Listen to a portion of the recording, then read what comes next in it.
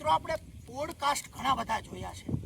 આ આપણું natural podcast એટલે કે કુદરતના ફળે બેસી અને પોડકાસ્ટની મજા માણીએ છીએ. તો આપણી વચ્ચે છે અમરીશભાઈ. ખરેખર આમ નેચર પ્રેમી છે, કુદરતને ઘણું બધું જાણે છે. અને આજ આપણે માત્ર ને માત્ર નાગ વિશેની માહિતી આપણે માણશું કે ભાઈ નાગ શું છે અને નાગ કેવી રીતે માણસોને ઉપયોગી છે અને કેવી રીતે નુકસાન કરે છે અને કેવી રીતે ફાયદાકારક. બોલો અમરીશભાઈ, નાગની પ્રજાતિઓ કઈ કઈ આપણી આ અત્યારે રાજકોટના એરિયાની અંદર રહેલી હોય છે?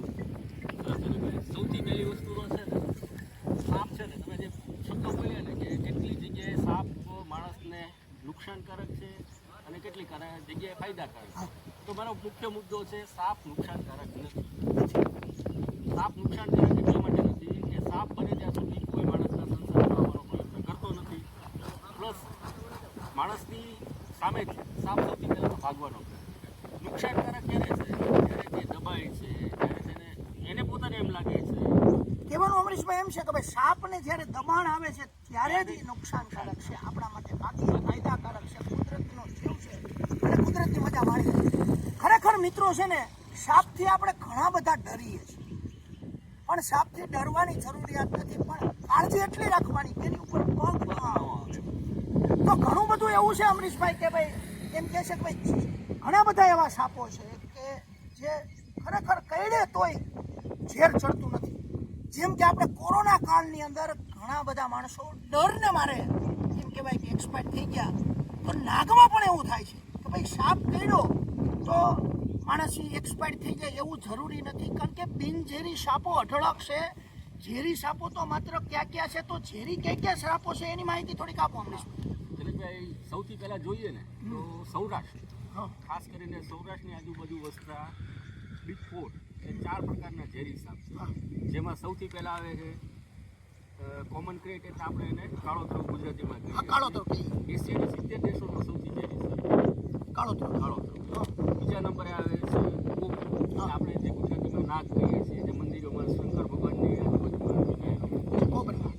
ત્રીજા નંબરે આવે છે રસેલ્સ વાઇપર, ગુજરાતીમાં આપણે એને કહીએ છીએ ખડચિત્રો. અને ચોથા નંબરે આવે છે સોસ્કેલ વાઇપર, જેને આપણે ગુરસો. એક પાંચમી પ્રજાતિ છે જે આપણે સૌરાષ્ટ્રમાં જોવા મળતી નથી. ખાસ કરીને ગુજરાતમાં છે, ડાંગ વિસ્તારોમાં છે, પછી ડાંગ વિસ્તારોની આજુબાજુના જંગલોમાં એને બાંબુ પીટ વાઇપર કહેવામાં આવે છે. વાંસીઓ વાસમાં જ રહેતો હોય. એક વખત એ તમને વાંસની અંદર જોવા મળે, પણ તમને પહેલી નજરે કંઈ દેખાવાનો જ નથી કે આ જગ્યાએ સાપ બેઠેલો હોય. તો કહેવાનું અમરીશભાઈ છે કે ભાઈ આ સાપ છે એ તમે એમ કહો છો 5 એવા છે કે જે રેગ્યુલર આપણે મળતા હોય, ચાર જ, અને બાકીના બધા છે એ બિનઝેરી છે, તો ડરવાની જરૂર નથી ને.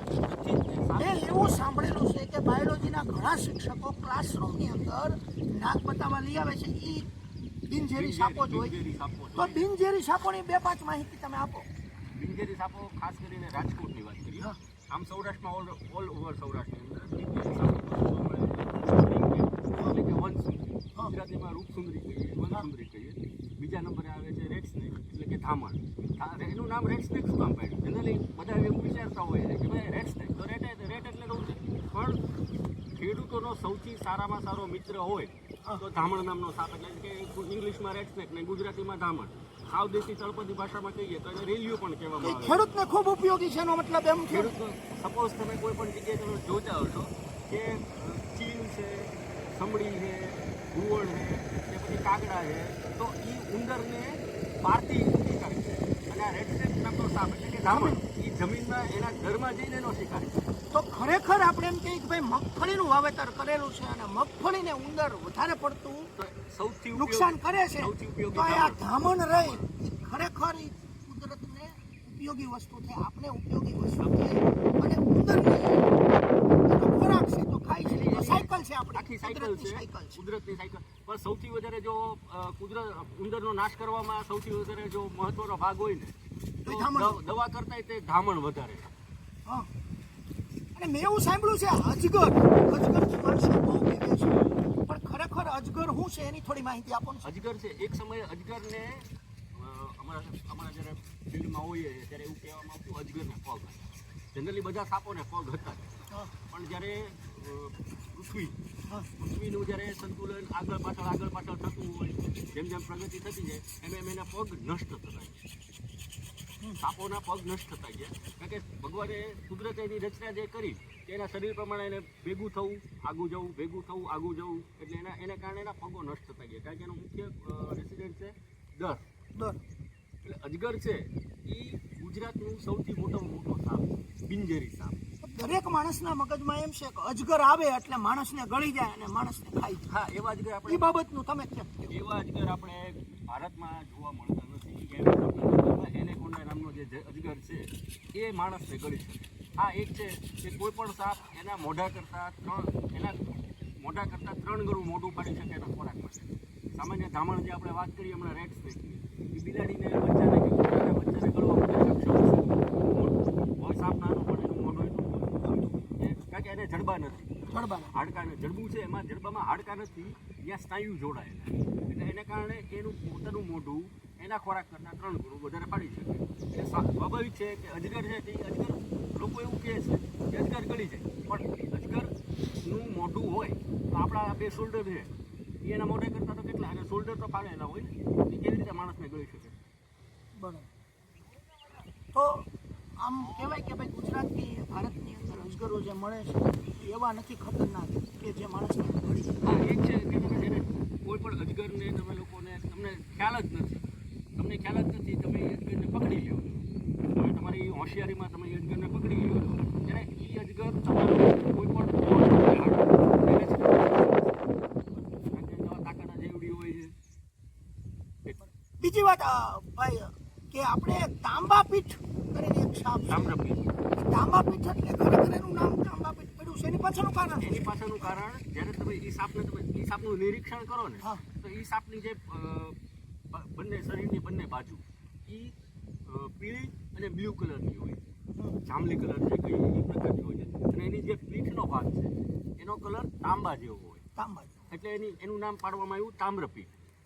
ઇંગ્લિશમાં એને બ્રોઝબેક ટ્રી સ્નેક કહેવામાં આવે.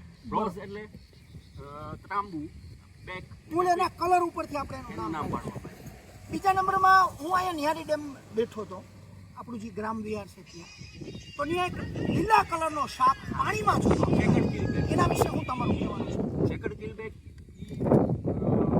મીઠા પાણીનો બિનઝેરી સાપ. મીઠા પાણીનો બિનઝેરી સાપ. હા, એટલે ગ્રીન કલરનો જે નાગ હોય અને એ પાણીની અંદર હોય તો એનાથી ડરવાની જરૂર નથી. પણ ખાસ કરીને એનીથી એક દૂરી બનાવી રાખવી. કોઈ પણ સાપ છે એનીથી દૂરી બનાવી રાખવી, કારણ કે જો એ તો તમારે હાર્મલેસ છે, એ તમને કોઈ જગ્યાએ નુકસાન પહોંચાડવાનો નથી.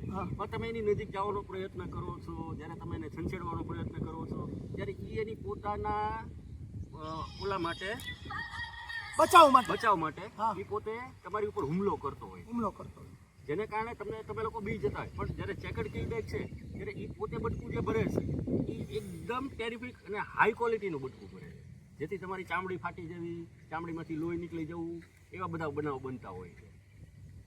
બરોબર. તો મિત્રો, આ નેચર એટલે કે કુદરતી પોડકાસ્ટની અંદર અમરીશભાઈ સાથે આપણે માત્ર ને માત્ર ઇન્ડિયન સ્નેક અને ખાસ કરીને ગુજરાતની માહિતી લીધી.